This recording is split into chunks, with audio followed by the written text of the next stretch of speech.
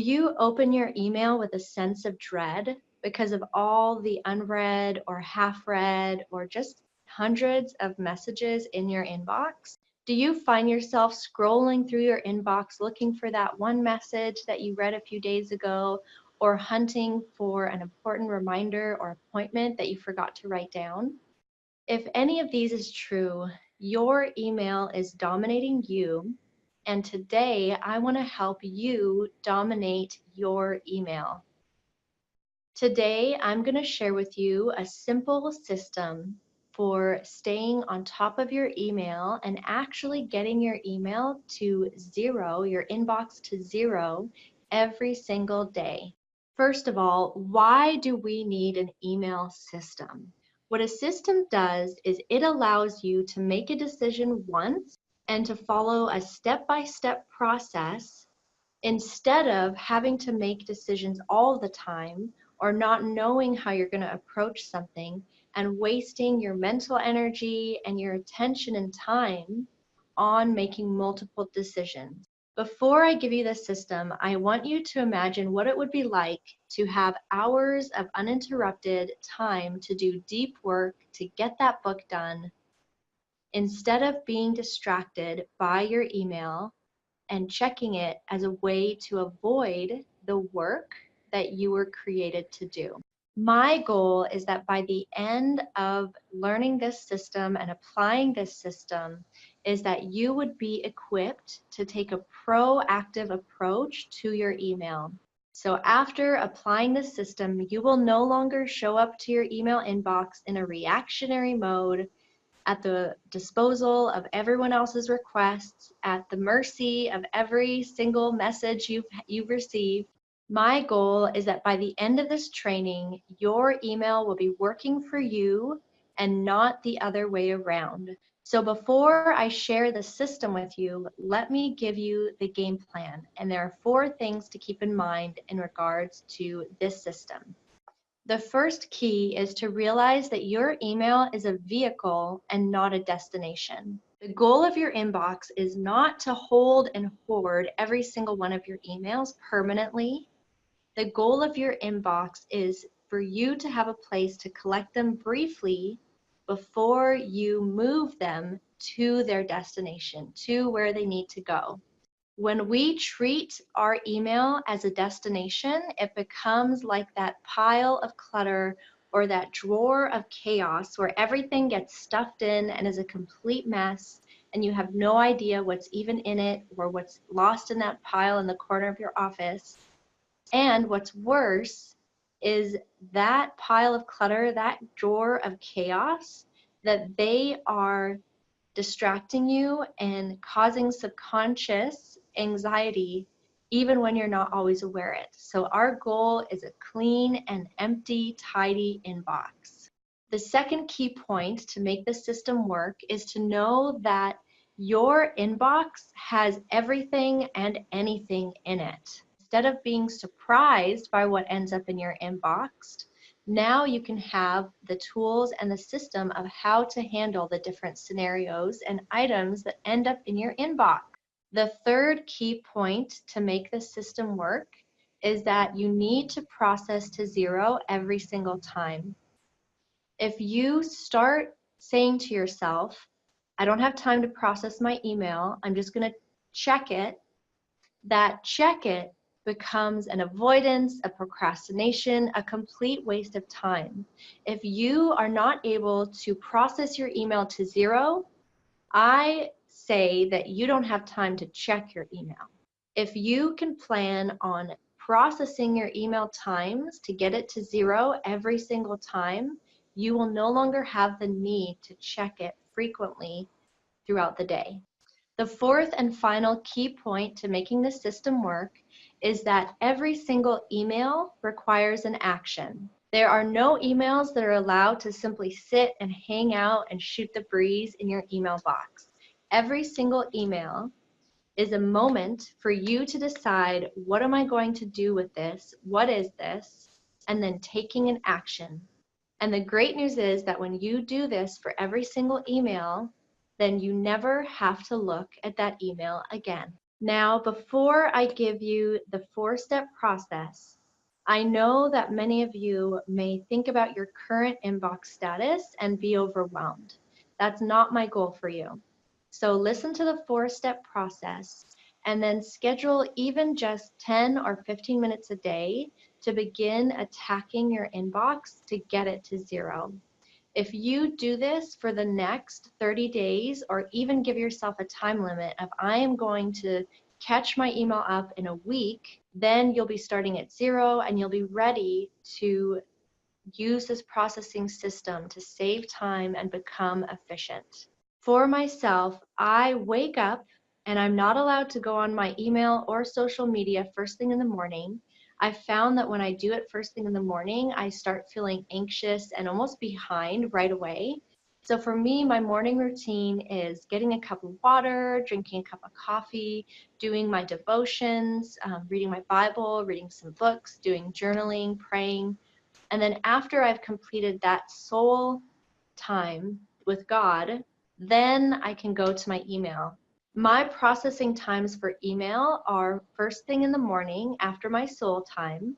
They are at noon, and then again before I close down my office for the day. So I have 3 times when I'm processing emails. And the great thing is that when you have these processing times, you can set those expectations with others. So whether you decide to put a PS on the bottom of every email in the template saying that you only check your email or you only process your emails at these specific times so people are aware, or you simply communicate it with new clients or with friends and families, you are giving yourself permission to stop being available all the time to everyone, and you are creating boundaries and walls for you to protect your time, your projects, your work. So when you open your email, the first action that you can take on an email is to delete it. Most of our emails can be deleted. This is great news, but it does require that we are honest with ourselves. If there is a newsletter or an article that you've been wanting to read, but over a week has passed, or 2 or 3 or months have passed, it's time to be lovingly honest with yourself and just admit, I'm not going to read this, and unsubscribe yourself and delete it, or simply delete it if you want to stay on that person's list. The second part of this delete action, so the first action is delete, is there are some messages that you will receive that you don't need. You don't need them in your inbox, because remember, your inbox is not a holding tank, but you do need them in the future. Maybe it's the address for an appointment. Maybe it's the travel itinerary for your trip in June. Anything that you need for future reference, you are going to move to a single folder labeled archive. Now, this is a huge time waster for a lot of people. We think we need all these folders with different categories, and so we spend all this time creating folders, managing folders, and my loving advice to you is to stop it. You don't need millions of folders. You need, with emails that can be eliminated, you need to either delete it or move it to one folder, your archive folder. Whether you use Outlook or Gmail, there is a search option, so you can search who it's from, you can search the date, you can search the words. So this is why you only need one folder. You don't need to waste time creating and managing a bunch of folders. Have one folder labeled archive for information that you will need at a later time or that you want to keep on file for reference. The second action is to delegate. And this would be an email that you either need to forward to someone, an email that you want your spouse to see, an email that you want an employee to take care of. And so delegating is simply forwarding that email as quickly as possible to the person who can take the action on it. The third action to take on your email is to defer. So if you have something that needs to be responded to, or that needs to be is longer than a 5-minute project or response, then you are going to defer it, and you're going to do that by either writing the task on your task list or writing a reminder in your calendar and then you're going to move that email to a folder, a single folder called To Respond. And your To Respond folder is the place where that you will schedule time each week to go in and actually respond to all of those emails.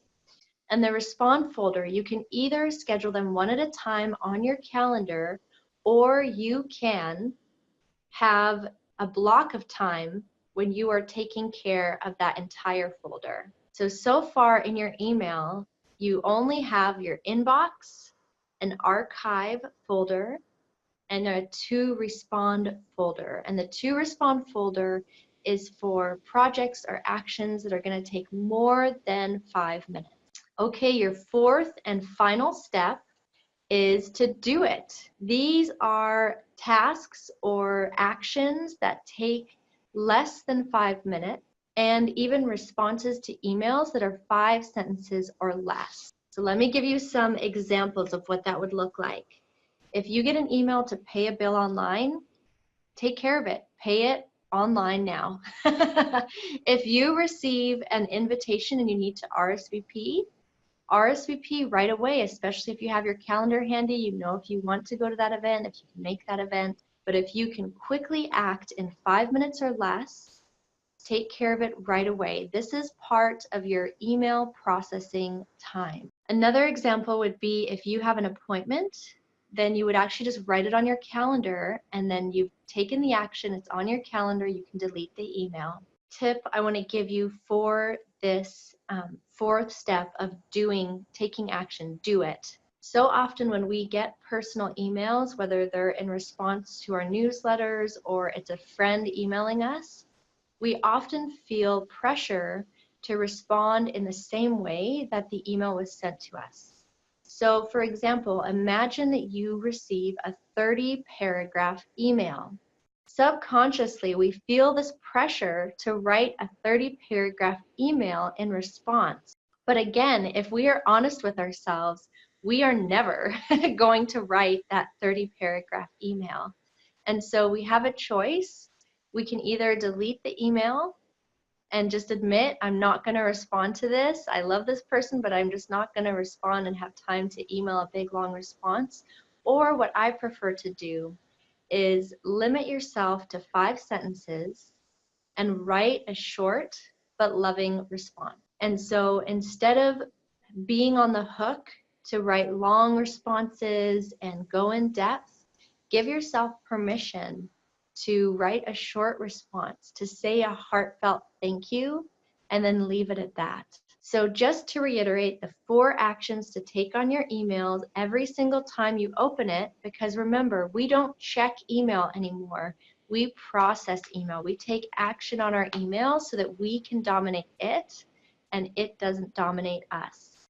The first one is that you are deleting it or forwarding it to your archive folder for future reference. The second action that you take is you're delegating it. You're passing it on to someone else to take action. The third one is that you are deferring it to a later time, especially if it's a longer project. So you're deferring it to your folder to respond. The fourth and final action that you are taking on your email is that you're actually doing it. You're hitting reply and then deleting the email. You're writing the appointment on your calendar and deleting that email.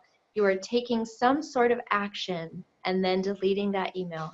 So I hope that this helps you, especially as we seek to maximize our time as writers so that we have time for our creative work, for writing our books.